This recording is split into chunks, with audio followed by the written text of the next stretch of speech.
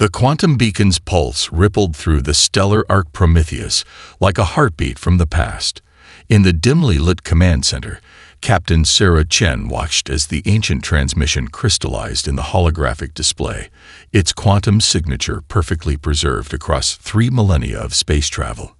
Signal integrity at 100%, Lieutenant Marcus Hayes reported, his fingers dancing across the neural interface panel. The quantum entanglement held true, Captain. Whatever our ancestors wanted us to know, they made absolutely certain it would reach us. The message began with a timestamp, May 15, 2247, the last day of Earth. Sarah's augmented eyes tracked every detail as the holographic scene unfolded before the bridge crew. The skies above their ancestral home blazed with unnatural light as crystalline ships descended through the atmosphere, their geometrically perfect forms defying human architectural principles. They had all seen the historical recreations in their education modules, the final days of Earth portrayed as a natural disaster, a solar flare that had forced humanity's exodus to the stars. The truth, preserved in quantum amber, told a different story. "We are the star shapers," a resonant voice declared through the transmission. "We have observed your species' advancement. We have calculated your trajectory. For the preservation of galactic harmony, Earth must be transformed." The footage shifted to defensive installations around the globe, human ships rising to meet the invaders. The weapons of that era, primitive by their current standards, splashed harmlessly against crystal shields. Yet humanity's defenders fought on, even as their cities were transformed into geometric gardens of living crystal. "Tactical data incoming," Marcus announced, his voice tight with emotion. Military response protocols, shield frequencies, weapon configurations, they weren't just recording their own destruction. They were gathering intelligence. Sarah nodded, her enhanced mind already processing the strategic implications. They knew we would survive. They knew we would return. Everything they learned in those final hours, they preserved for us. The next segment of the transmission displayed a series of coordinates, accompanied by detailed stellar cartography. The Star Shapers' home system, their military installations, their expansion patterns, all meticulously documented by Earth's last defenders. "Cross-reference this data with our current star charts," Sarah ordered. "Account for stellar drift over 3,000 years." The ship's quantum computer processed the calculations in milliseconds. A new holographic overlay appeared, showing the projected positions of every documented Star Shaper installation, updated to their present time. "Message continues," Marcus reported. "Text only now." The words materialized in the air before them. "To our children among the stars, we do not ask for revenge. We ask for justice, not just for Earth, but for any other worlds that may face our fate. We send this message through time itself, preserved in quantum entanglement, to reach you when you have grown beyond what we are now, when you have become what the Star Shapers fear you might become." Sarah's hand instinctively touched the data crystal hanging from her neck, containing her own family's pre-Exodus memories. Generations of her ancestors had carried it, waiting for this moment. "Prepare a fleet-wide broadcast," she commanded. "All ships, all habitats. Every descendant of Earth must know the truth."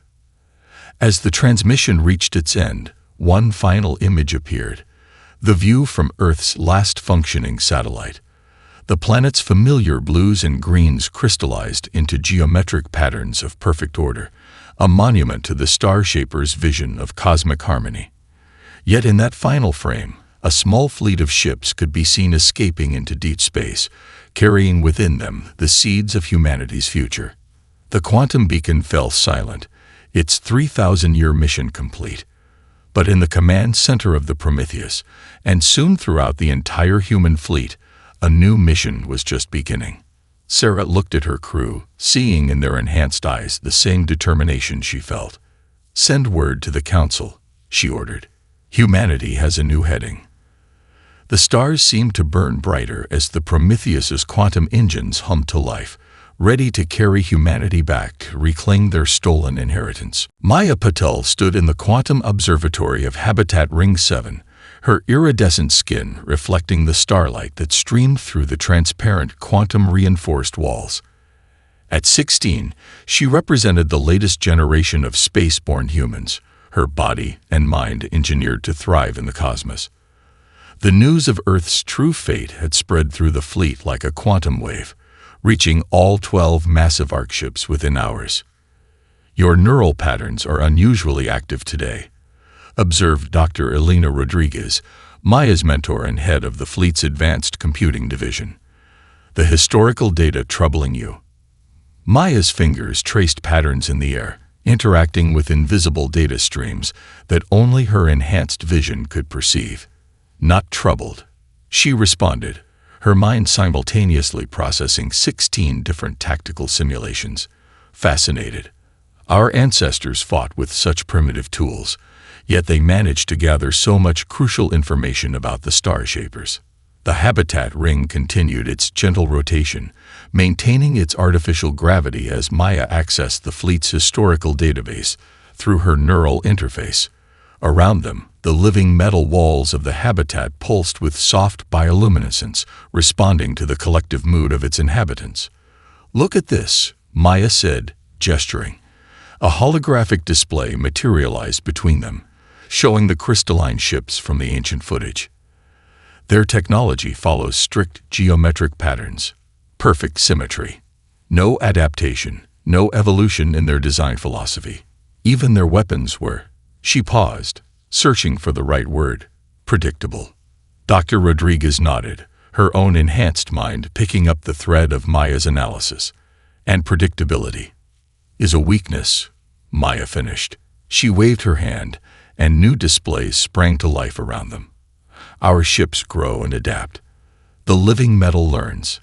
Even now, the fleet's quantum computers are processing the ancient battle data, teaching our ships' hulls how to resist crystalline energy signatures." Through the observatory's windows, they could see the massive form of another ARC ship passing nearby, its organic metallic surface rippling as it incorporated new defensive patterns. The ship's name glowed in bioluminescent script, Stellar Arc Hyperion. 3,000 years, Dr. Rodriguez mused. They thought they were preventing our dominance of the galaxy. Instead, they gave us time to become something far beyond their predictions. Maya's attention shifted to a new data stream, her pupils dilating as she processed the incoming information. "The Council is convening. They're calling in representatives from all 12 arcs." The news triggered a subtle change in the habitat's lighting, the living metal walls responding to the spike in neural activity among its residents. Throughout the ring, other enhanced humans were receiving and processing the same information through their neural networks.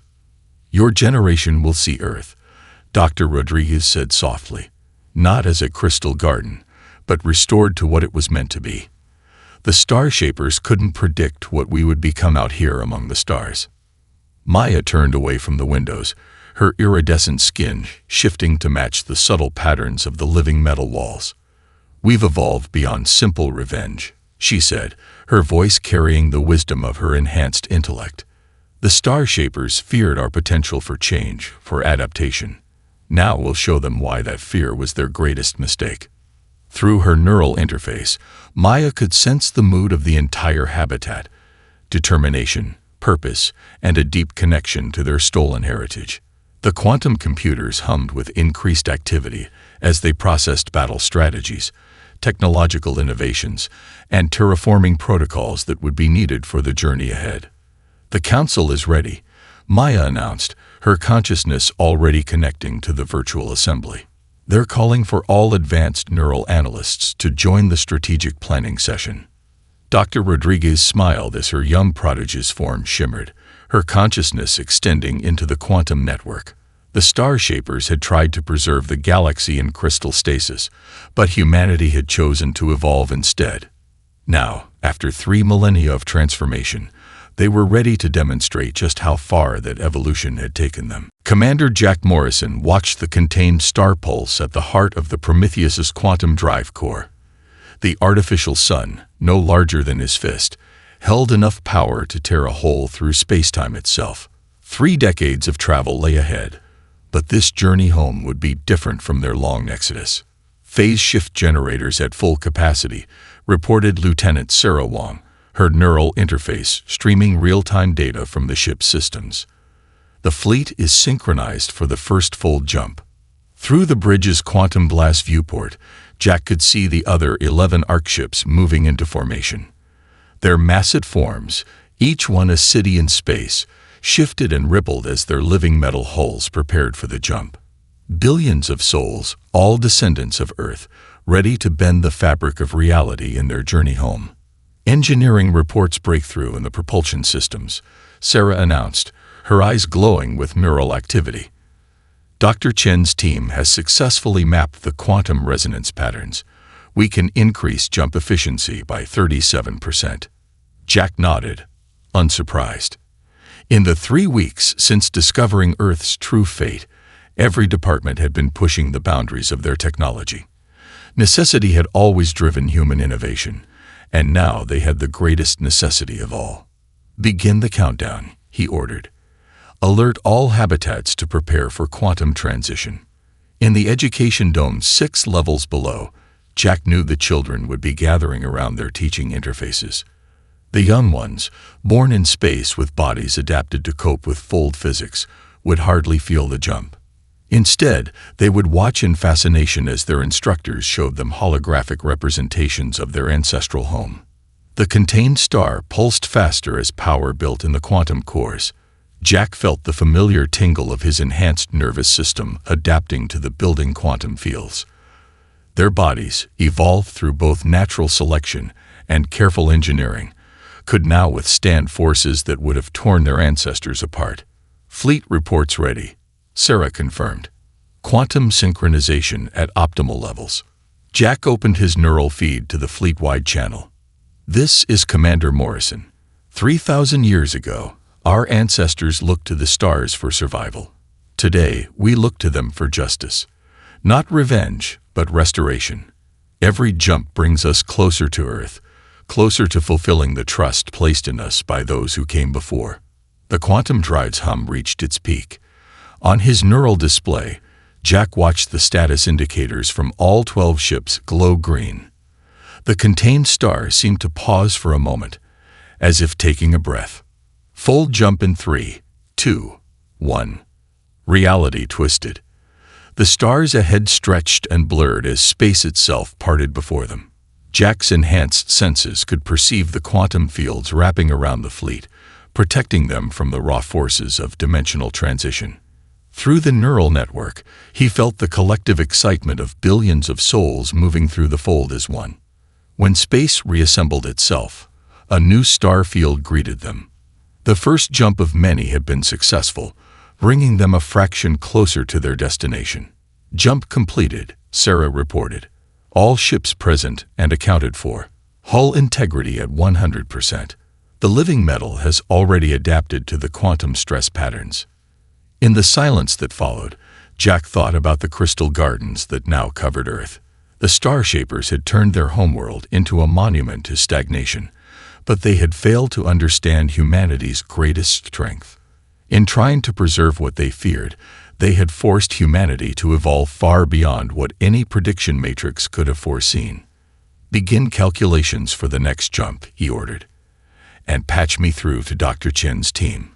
If they can boost efficiency by 37% in 3 weeks, let's see what they can do in 30 years. The contained star pulsed steadily in its quantum cage, ready to tear another hole in space. Ahead lay more jumps than Jack could count, but with each fold, each breakthrough, humanity moved closer to reclaiming their stolen heritage. The stars of home were waiting. Lieutenant Zara Henderson's enhanced skin shifted to match the metallic walls of the trading post, making her nearly invisible to standard detection systems. After 30 years of travel, the human fleet had arrived at the edge of the Milky Way, hidden behind the debris field of a shattered comet. Now came the delicate work of reconnaissance. The trading post hung in space like a crystalline snowflake, its geometric perfection instantly recognizable as Star Shaper architecture. Ships of various designs docked at its symmetrical arms, bringing goods and information from across the galaxy. Zara's neural implants recorded everything, analyzing patterns and frequencies that her ancestors could never have perceived. Multiple species detected, she subvocalized, her quantum communicator transmitting directly to the hidden Prometheus. The Star Shapers appear to have expanded their influence significantly. Their crystalline architecture is everywhere, but they're not openly ruling. They're guiding, shepherding. Through her enhanced senses, she could detect the subtle fear responses in the various alien traders, slight changes in body temperature, micro-expressions, stress hormones. Every time a Star Shaper representative passed by, the other species grew still, their conversations dropping to whispers. Accessing their public information network, Zara reported, her neural interface carefully probing the trading post's data streams. They're calling themselves the Guardians of Harmony now. There are memorials, hundreds of them, worlds preserved in perfect crystal across the galaxy. Commander Morrison's voice came through her quantum link, tight with controlled emotion. How many? At least 300 documented sites, Zara responded, her enhanced mind rapidly processing the data, each one following the same pattern. A species develops too quickly, shows too much potential for change, and then she paused, finding a particularly relevant file. Listen to this public broadcast. She transmitted the audio. In their wisdom, the Guardians recognized that the Centaurians of Delta 9 were advancing too rapidly for stable integration into the galactic community. Their world has been preserved in crystal, a beautiful monument to their culture, forever protected from the chaos of unchecked progress. Zara moved through the trading post's curved corridors, her chameleon skin adapting to each new background. The Star Shapers hadn't simply killed Earth. They had been systematically preserving any species that threatened their vision of cosmic order. A group of traders passed by, their voices low but clear to Zara's enhanced hearing. Did you hear about the Rigelian sector? Another world added to the Garden Collective last cycle. They say the species there had developed quantum communication. Better them than us, another trader responded. My grandfather told me stories of worlds that resisted preservation.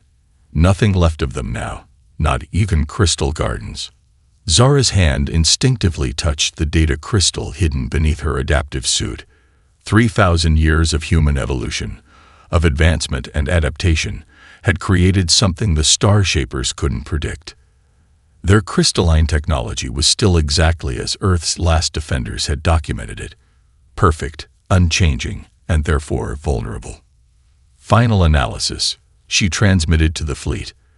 The Star Shapers have maintained technological stasis. Their devices, their ships, even their architectural patterns are identical to our historical records. They enforce the same stagnation on the galaxy that they tried to impose on Earth. She made her way to a viewing portal, looking out at the star-filled galaxy that had once been humanity's home. The trading post's crystal walls reflected endless copies of the view, each one perfectly ordered, perfectly controlled. Battlefield assessment, Morrison asked. Zara allowed herself a small smile. They're exactly what we prepared for, Commander. 3,000 years of evolution against 3,000 years of stasis. But we'll need more than just technical superiority. The other species here, they're all so afraid. They've accepted this tyranny of preservation because they've never seen an alternative. Then we'll have to show them one, Morrison replied. Return to the ship, Lieutenant. It's time for Phase 2. As Zara made her way back to her stealth shuttle, she passed a Star Shaper memorial display showing crystallized worlds throughout the galaxy. Soon, she knew, humanity would teach them the difference between preservation and true survival, the difference between stasis and growth, the difference between fear and hope. Dr. Marcus Rivera floated in the darkness of Mining Station Epsilon, his enhanced vision piercing the shadows of the asteroid belt. The station's exterior remained powered down, appearing abandoned to passing ships, but his neural sensors detected the subtle hum of hidden life within its rocky shell. "They're here," his quantum link whispered in his mind. Drift runner signatures, species that existed in the spaces between star-shaper territories. The very existence of these independent groups gave him hope. The airlock cycled silently, and Marcus found himself in a cavern carved from the asteroid's heart. Bioluminescent strips pulsed along the walls, reminding him of the living metal of the human fleet's ships. His enhanced senses detected at least 6 different species in the chamber, their bodies adapted to various environmental conditions. A tall, willowy being stepped forward, its translucent skin flowing like liquid starlight. "You came alone," it said in perfect universal trade. "Brave or foolish?"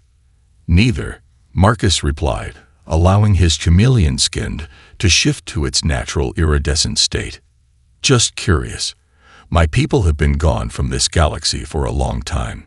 The chamber fell silent. The willowy being, Marcus's neural interface identified its species as luminary, moved closer. "You're one of the lost ones," it whispered. "The ones who escaped into the dark between galaxies." "We prefer to call ourselves humans," Marcus said, reaching slowly into his suit to retrieve a data crystal. "And we've returned to find others who remember what it means to be free." The crystal projected a hologram of Earth, both before and after its crystallization. The assembled beings watched, their various biosignatures registering shock and recognition. "The first garden," a gravelly voice said from the shadows. A massive, silicon-based life form shifted forward. "We thought it was just a legend. The world that showed the star-shapers could be defied." Marcus nodded. Earth was their first attempt at preservation, but not their last. "We've counted hundreds of crystallized worlds." "Thousands," the luminary corrected. "Many aren't in their public records." The star-shapers call them failed preservations, worlds that resisted too strongly to be properly crystallized. Marcus's neural implants recorded everything, transmitting encrypted data back to the fleet through quantum channels. "Yet you've managed to remain free," he observed. "All of you." A smaller being, its body composed of swirling gas held in a containment field, approached. "We hide in the spaces they don't value. Asteroid fields, radiation zones, gas cloud edges. We adapt. We survive. And we remember," the luminary added. "Stories passed down through generations about the lost ones who chose exile over submission. Some said you would return when you had grown strong enough to challenge the crystal gardens." Marcus gestured, and his hologram shifted to show the human fleet, hidden behind the comet's debris field. "We've spent 3,000 years evolving, advancing, preparing, but we didn't come back for revenge." "Then why?" the silicon being rumbled. "To prove them wrong," Marcus said simply. "The star-shapers believe that uncontrolled advancement leads to chaos, that only by preserving worlds in crystal can they maintain harmony. We're here to show the galaxy another way." The gathered species conferred among themselves in various languages, all of which Marcus's neural interface translated effortlessly. Finally, the luminary spoke again. "We have networks," it said, "hidden quantum transmitters, communications channels beneath their sensors, places where free species gather and trade. All yours, if you truly intend to challenge their power." Marcus smiled. "Better than that. We intend to show them, and everyone else, that there's no harmony in stasis. Real peace comes from growth, adaptation, and cooperation." He extended his hand, the gesture ancient but meaningful. The luminary's glowing appendage met his, sealing an alliance 3,000 years in the making. "Welcome back, lost ones," the luminary whispered. "Welcome back, humans. The darkness between the crystal gardens has been waiting for you." Tech specialist Yuki Tanaka moved through the quantum data streams of the Star Shaper archive like a ghost in the machine. Her neural interface, far more sophisticated than anything the Star Shapers had encountered before, slipped through their crystalline security protocols as if they were made of smoke. The archive itself was housed in a massive crystal spire that stretched up from the surface of what had once been a living world. Now, like Earth, it served as another monument to the Star Shaper's vision of perfect order. "Security sweep incoming," warned Lieutenant Chen through their quantum link. 30 seconds. Yuki didn't respond verbally. Her consciousness was too deeply merged with the data streams, her enhanced mind processing centuries of Star Shaper historical records at speeds that would have seemed impossible to their ancestors. The security sweep passed through her position, its crystalline algorithms searching for any anomaly. But Yuki's neural patterns had already adapted to match the system's base frequency. To the Star Shaper's security protocols, she was simply another data stream in their perfect ordered network. Then she found it, buried beneath layers of quantum encryption, hidden in the earliest records of Star Shaper civilization. The true reason for Earth's destruction. "Downloading now," she transmitted. Their original prediction matrices weren't wrong. They were incomplete. The data flowed through her neural interface. Centuries of observations, calculations, and predictions about humanity's development.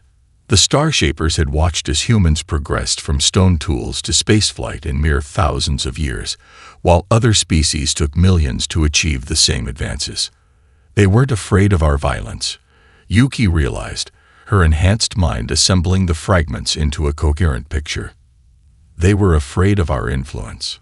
Through her quantum link, she transmitted the translated data back to the fleet. The Star Shaper's own records showed their growing concern as they observed humanity's unique characteristics.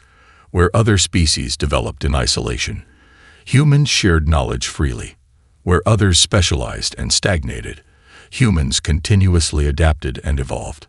More than that, humans inspired change in others. Their presence in the galaxy would have created ripples, encouraging other species to accelerate their own development. The Star Shaper's predictions showed a cascade effect, humanity's influence spreading exponentially, creating a galaxy of constant growth and change. "Security sweep approaching again," Chen warned. 15 seconds.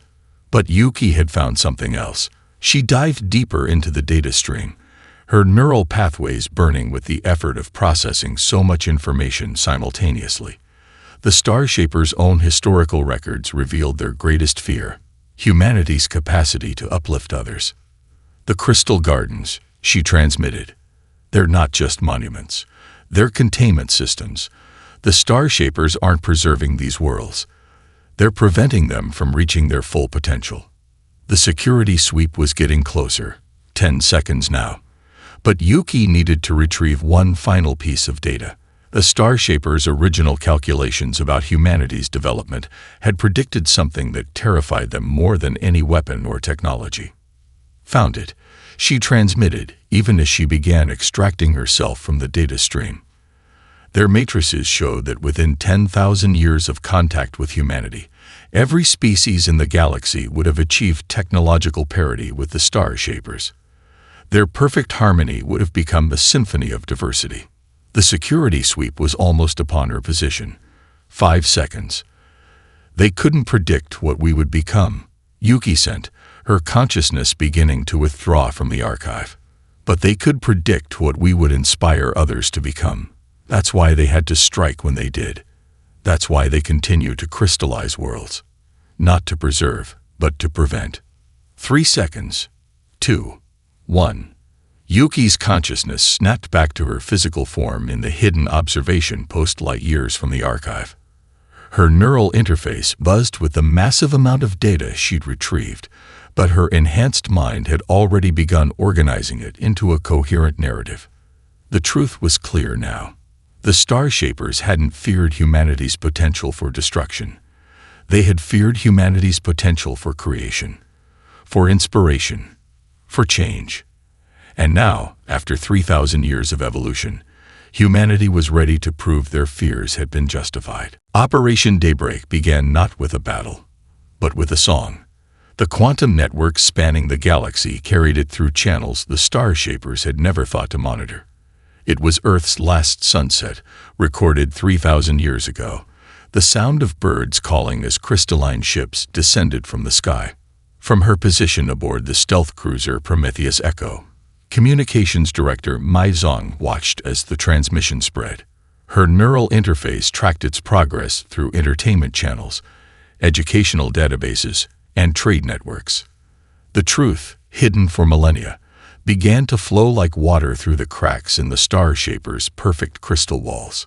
First wave of transmission successful, she reported, her enhanced mind processing thousands of feedback signals simultaneously. The Drift Runner networks are amplifying the signal through their hidden relays. The evidence moved outward in carefully planned stages. First came the historical records, Earth's final days, preserved in quantum clarity. Then came the proof of other crystallized worlds, each one's story echoing humanity's own.